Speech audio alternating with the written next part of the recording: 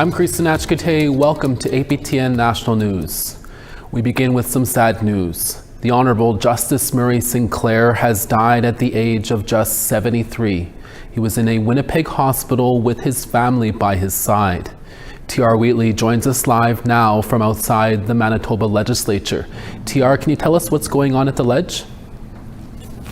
Yeah, thanks, Kristen. Behind me here, they have already put up the sacred teepee. In the coming hours, they will have the sacred fire here. Of course, it's to honor the life of the Honourable Justice Murray Sinclair as the, as the guy he was, but also, honoring him in his spiritual journey. That's what you do with a fire, rather. And so, he was also known as Midday. That was his spirit name, and it's the one who speaks of pictures in the sky. So basically, what we know is that Sinclair had passed away early this morning at the St. Boniface Hospital. His family was by his side. Just a couple weeks ago, his family made a post about his health on Facebook, which went viral. So, there was some news that this may be coming, but it's still shocking. TR, Mr. Sinclair has quite the legacy. Can you share a bit about some of the work he's done? Yeah, that's right, Kristen. His career spans for nearly half a century. He was most known for his work with the Truth and Reconciliation. He led that, but it really started back in 1979 when he became a lawyer. From then, in 1988, he became the first Indigenous lawyer here in Manitoba. That same year, he also led the Aboriginal Justice Inquiry. That came at a time in history when tension was high between, Manitobans and Indigenous people. And in 2001, he also became a judge for the Court of Queen's Bench. And over the years, TR, he's got recognition for his work. What do some of those accolades look like? Yes, Kristen, he had so many. He had 14 honorary He had 14 honorary Doctor of Law degrees from many Canadian universities. He won the Inspire Award twice, first in '94 for his law career, and then later on for his life career. He's won the Order of Canada, he's won the Order of Manitoba, and many more that we will talk about later in the evening news. We'll have to leave it there. TR, thank you so much for taking the time and giving us this update today. Thanks, Kristen. Justice Murray Sinclair was most known for leading the Truth and Reconciliation Commission. NTR will have more on Sinclair's passing tonight on our evening newscast. Last week, the law firm Sinclair was last working for changed its name to Cochrane Sinclair in his honor. Here's the firm's co-manager, Harold Sonny Cochrane, from the interview we had about the name change. Murray's career as a lawyer, as a judge, as a senator is unprecedented. So our rebranding is about honoring Murray's lifelong work, and that's what we decided to do, to honor that work. His contributions to the Indigenous community and really to Canadian society at large is unmatched. So we thought it would be appropriate to honor him, and we're grateful that he was agreeable to us using his name. Over in Ontario, the Anishinaabe-Aski Police Service has fired its chief of police. Late on Friday afternoon, the NAPS Board of Directors announced Roland Morrison was terminated effective immediately. Back in March, the NAPS Board of Directors suspended Chief Roland Morrison with pay pending the outcome of a misconduct investigation. Morrison is from the Chapleau Cree Nation east of Wawa, Ontario. He served with NAPS since 1997. Morrison had been the force's chief since 2019. Terry Armstrong has been appointed to the role of chief now. He previously served as the NAPS chief of police from 2013 to 2018. NAPS has 230 officers on 34 First Nations in Northern Ontario. Winnipeg police have arrested and charged a man with second-degree murder following a sudden death in downtown Winnipeg. On Thursday, October 31st, at around 3:10 p.m., Winnipeg police were called to a street behind Portage Place Mall for a report of suspicious circumstances. When police arrived, they found an unresponsive woman with life-threatening injuries. She was taken to hospital in critical condition where she later died from her injuries. Police identified the victim as 28-year-old Brianna Close from Winnipeg. On Sunday, officers arrested 32-year-old John Kennedy and charged him with second-degree murder. Police say both the victim and the accused were known to each other. After more than 3 days, the hamlet of Kimmerut in Nunavut has power again. A state of emergency was declared after the power went out for more than 400 people. The outage started last Thursday afternoon and lasted until Sunday. The worry was that without power, many of the people's food in their fridges would go bad. On Monday, government buildings, offices, and the local school remained closed while crews continue to make repairs. Kulik Energy Corporation said the reason for the outage was due to issues with its generators. A Mi'kmaq mother may lose support under Jordan's principle to care for her 3 children, as the Ottawa and Nova Scotia governments disagree over who should deliver the services. Angel Moore reports. Mary Isaac is a single mother of 3. She has had cerebral palsy all of her life and requires a wheelchair. Isaac mostly lived independently until she was hit by a car 2 years ago. Yeah, so it's been like a rough go, because from the hospital, like, the only reason why I applied for this service to even be in my house in the first place was I wanted to ensure that my children's needs were not interrupted. Isaac's 3 children, ages 4, 10, and 11 years old, require special needs services. Since Isaac's accident, they need 24-hour in-home support and services that are paid for under Jordan's principle. But the support from Indigenous Services Canada is short-term and ended yesterday. Isaac is afraid her children will end up in care if she can't find resources elsewhere. But Jordan's principle, bottom line, has been more focused on a reduction plan and an alternative plan that doesn't exist. And they leave it up to you to find that resource.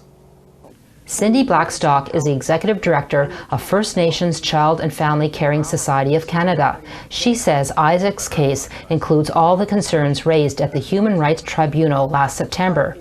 Part of the tribunal has said that, look, if you are going to say no to an urgent case, and this is an urgent case, then you have to come up with Plan B. You, the department, have to come up with a Plan B. Isaac's lawyer, David Taylor, told APTN News Indigenous Services Canada will be extending Jordan's principal support for 3 weeks, while Isaac appeals her case in federal court and requests long-term care.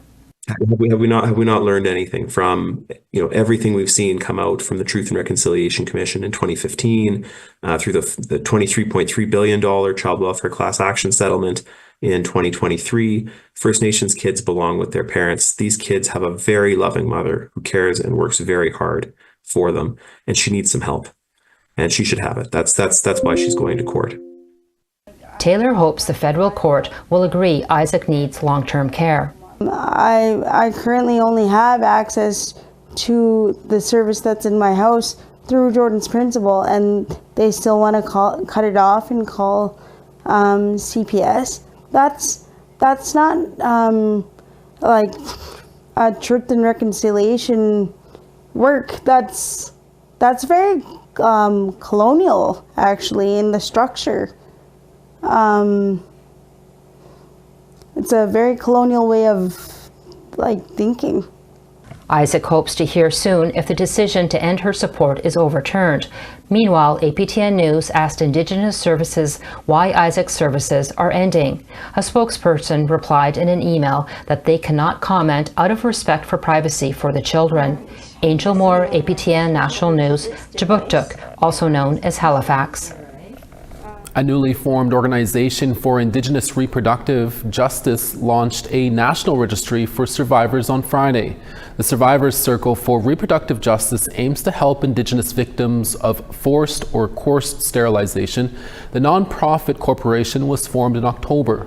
According to a Survivors Circle press release, the registry will help raise awareness, inform research on prevention measures, and bring survivors together for healing and wellness. We're always looking for your feedback or story ideas. Here's how you can continue the conversation. If you have a story you want to share, send us an email to news@aptn.ca.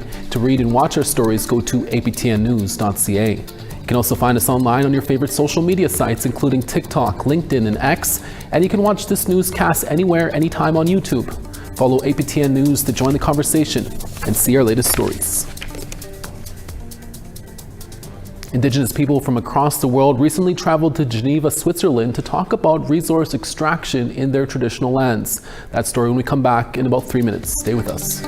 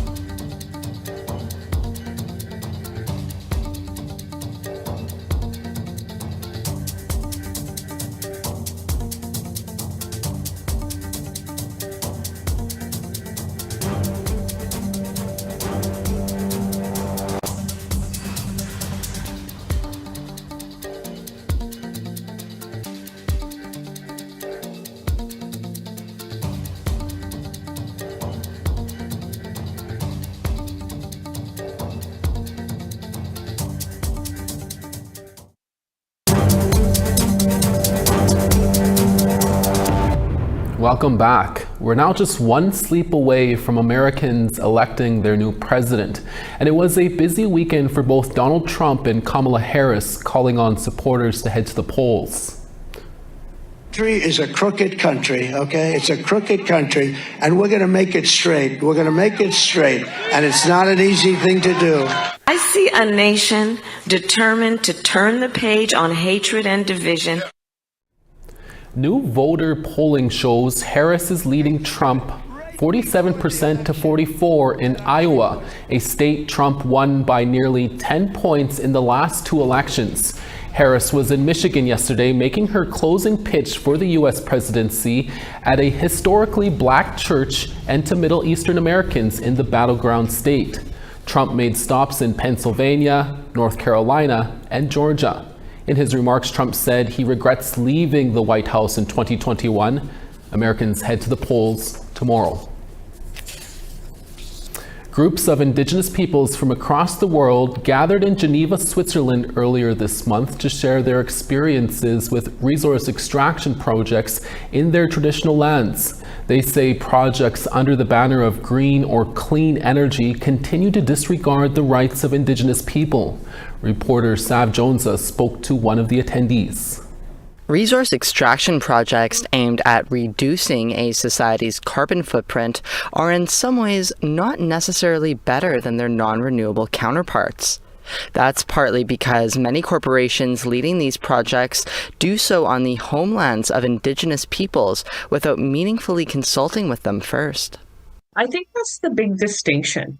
You know, if business is being done, you know, as usual and status quo, the way that it's always done, then, you know, what is the difference? Lisa Raven is a land guardian who attended an Indigenous-led summit in Geneva, Switzerland this October about the issue. 95 Indigenous peoples representing communities from across the globe attended to share their perspectives and lived experiences. Raven went as a member of Camp Morningstar, a land defender group located next to Lake Winnipeg in Manitoba, and as part of the Coalition for Securing Indigenous Peoples' Rights in the Green Economy, or SURGE. She says transitioning to a green economy, one that hopes to mitigate climate change by investing in renewable energy projects, may sound nice, but just because the end product may be renewable doesn't mean the process to get it is always environmentally friendly. The word, you know, that got coined and I heard a lot over there was green colonization. And so, you know, greenwashing, all of these projects, you know, for sake of the environment, but meanwhile, you know, it's harmful for the environment. She says projects like silica sand mining, which Camp Morningstar is fighting against in their traditional territory near Hollowwater First Nation, still affect the environment even if the product will be used for things like solar glass panels instead of fracking for fossil fuels. Raven believes that's why Indigenous people whose land the projects will operate on should be informed and included in the development process. People who have an intrinsic responsibility and connection to the lands affected. Because these decisions, they don't only impact us today, but they're going to impact, you know, people for years to come. I think that was what was so striking for me in Geneva, was hearing, you know, from a lot of the different peoples how today their women and their reproductive systems are being impacted from projects in the past. At the summit, the Indigenous representatives created a document outlining 11 principles that corporations and governments must adhere to when creating these projects to respect the rights of and protect the well-being of Indigenous people. They include transparency, ending the criminalization of Indigenous environmental defenders, and recognizing the role Indigenous peoples play as guardians of their lands. Raven says the summit was eye-opening and that she's grateful to have attended. I think bringing everybody together to share that and to create that understanding and that relationship, I think that only, you know, makes us stronger as Indigenous people and as a voice. Sav Jonesa, APTN National News, Winnipeg. We now want to tell you about the results of last week's web poll questions. We had asked, do you support the creation of urban reserves in Canadian cities? The majority said yes, with 49%, just 28% said no, and 23% weren't sure. Next we asked, do you think government apologies for past harms against Indigenous peoples have an impact? 43% had voted no, and 36% had said yes, and the rest weren't sure at 21%. And lastly, we asked, do you think it's important for Canada's Governor General to be fluent in both English and French? 44% of you voted no, 24% had said yes, and 18% said it was somewhat important, and 4% weren't sure. Thank you all for who voted. You can check out aptnnews.ca for our new 3 web poll questions for this week. Physicist Percy Paul from Pachinak, Saskatchewan is continuing his studies to obtain a doctorate. That interview when we come back in less than 3 minutes. Stay with us.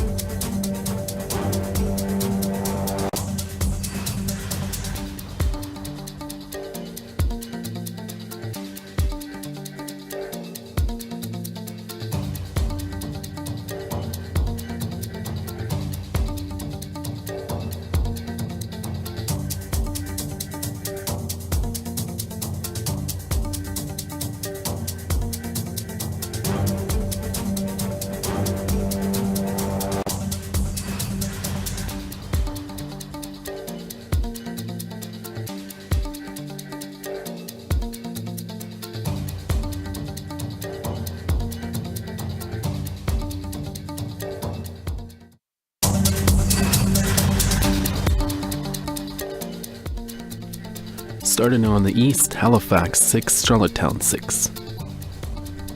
Cartwright -1, Anujiwak 3. Quebec City 3, Montreal 6. Ottawa 4, Peterborough 10. 6 in Sudbury, Wawa 9. 4 in God's Lake, 0 in Thompson. 6 in Gimli, Princess Harbour 4 in Sunny. -2 in Regina, -4 in Saskatoon. 0 in La Ronge, Meadow Lake +1. Fort Chipewyan -1, High Level -4. Red Deer 8, Lethbridge 10. Vancouver 9, Quesnel 6. Fort Nelson -6, Dease Lake -2. -7 in Watson Lake, Dawson -1. -2 in Yellowknife, Wrigley -5. Colville Lake -5, Inuvik -8. Arviat -11, Whale Cove -14. And Iqaluit -4, and Nagulik -6. According to Stats Canada, the amount of Indigenous people who hold a PhD or doctorate in North America is only 0.2%, and getting there can be very difficult for most. Percy Paul is a physicist from Pachinak in northern Saskatchewan. While pursuing his education, he has overcome childhood trauma, poverty, and mental illness to obtain his Master of Physics from the University of Saskatchewan. His eyes are now set on obtaining his doctorate from the University of Waterloo in Ontario. He hopes his story can inspire more Indigenous youth to be interested in science and physics. Here's that interview. Percy Paul, thank you so much for chatting with us today. Can you explain why you became so interested in learning about physics? Okay, I started physics, thinking about it, I guess. I didn't know what physics back when I was living in Pachinak. And I was looking at Northern Lights and I just wanted to know what they were. And so I looked in the books and figured it out eventually, I think. So that's how I started with the science. I read that You grew up kind of learning in the libraries, learning in the books and going to the libraries, and a librarian used to help you and help you learn more about that. Yeah, and even when I was in Pachinak, the teacher would send me to the library to learn more. And even when I was in residential school, the librarian would buy books that got me interested in more the sciences and stuff like that. So that was fun. Yeah, you gotta love our librarians. They got a big heart. Yeah. Is there a specific part of physics you like to learn about and want to find out more? Right now, I'm learning about quantum field theory, which is basically the whole of physics, and I want to apply it to gravity. So hopefully something called quantum gravity is the big thing that people are looking for. Hopefully that I can have a little part of that. How do you learn about something like that and learn more? I understand you read a lot of books. Yeah, and there's a few websites on the internet where they provide papers recent papers that are just published before publication, and you can read those, and there's a lot of those, so nice. That's a good place to go. Yeah. And Percy, we all make some tough decisions to pursue our education and careers. Can you talk about some of the challenges you faced to get up and move to Ontario for your doctorate? Yeah, the hard part was affording it. And then the university kicked in and helped me out with it, and so it's pretty good. And that was the hard part. And of course, I have the mood disorder problem, which is not fun at times, but I managed to suffer through it, I guess. Yeah. Do you miss your family and everyone back at home in Saskatoon? Yeah, my sisters are there, and people from Pachinak. I talk to them on social media all the time, so that's pretty good for that. It's a good way to stay in touch. Finally, Percy, what is your message to the youth who may be thinking of pursuing a career in physics and think this kind of stuff is way over my head? I don't know. I think if you're interested in how the world works, then everybody's a physicist, so it's kind of interesting that way. And if you really want to pursue it and have a passion for it, then you should just go for it and study as much as you can and learn from the internet, I guess, and figure it out that way. No, those are great messages. Yeah. Percy Paul, we'll have to leave it there. Thank you so much for your time, and we wish you all the best on obtaining your PhD. Okay, thank you very much for having me. And that's your Midday Newscast for this Monday on November 4th. We'll be back again in a few hours for your evening newscast with more stories. Make sure to join us then. From everyone at APTN National News, hi miigwech, masicho. Thank you for watching. We'll see you again. Ekse.